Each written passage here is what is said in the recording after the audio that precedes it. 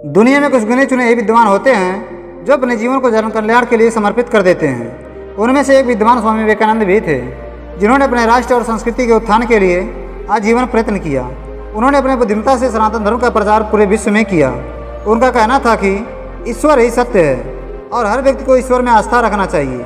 हर व्यक्ति को ईश्वर का पहचान होना चाहिए। इसी तथ्य पर आधारित स्वामी विवेकानंद जी के जीवन से जुड़ी एक घटना जो हमें ईश्वर को पहचान करना सिखा देगी।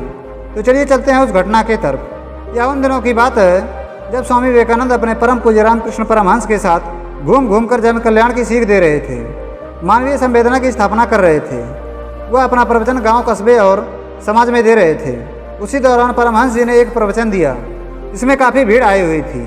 गुरु परमहंस जी ने ईश्वर को सर्वत्र बताया, जिसका मतलब था ईश्वर सभी जगह मौजूद है, चाहे वो सजीव वस्तु हो या निर्जीव वस्तु हो।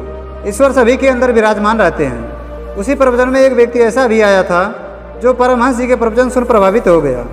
वह हर वस्तु में ईश्वर देखने लगा।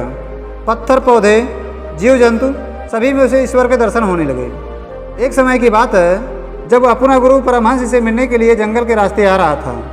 तभी रास्ते में एक हाथी मिला। वह हाथी गुस्से में था। उसी हाथी पर महावत सवार था।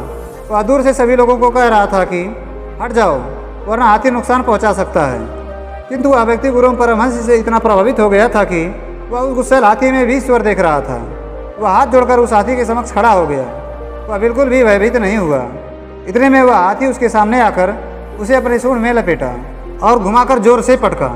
वह चोट इतना दर्दनाक था कि वह वहीं पर तुरंत मूर्छित होकर लेट गया। कुछ समय बाद जब उसकी आंखें खुली तो देखा कि उसके सामने गुरु परमहंस अपने शिष्यों के साथ खड़े थे। तब परमहंस जी ने पूछा कि महावत के कहने पर भी तुम वहाँ से भागे क्यों नहीं? तब उसने बताया कि आपके कहे अनुसार मैंने सर्वत्र ईश्वर को देखने लगा था और उस समय मैंने उस हाथी में भी ईश्वर देखने लगा, इसलिए मैं हाथ जोड़कर वहाँ पर खड़ा हो गया। मुझे तनिक भी डर नहीं लगा। इतना सुनते ही परमहंस जी चुप हो गए। तब स्वामी जी ने कहा, आप ईश्वर को देखने में इतने तल्लीन हो गए कि आपको हाथी में ईश्वर दिखा, पर हाथी पर सवार महावत में आपको ईश्वर नहीं दिखा, जो आपको बचाने की कोशिश कर रहा था, आपको बार बार हट जाने के लिए प्रेरित कर रहा था, किंतु आपने ईश्वर के इशारे को नहीं समझा। स्वामी विवेकानंद की बात सुन वह व्यक्ति धन्य हुआ और अपने नादानी में किए हुए कार्य को समझ गया। दोस्तों, इस कहानी से हमें यह शिक्षा मिलती है कि ईश्वर की पहचान सिर्फ भावनाओं से नहीं बल्कि अपने विवेक से भी की जाती है।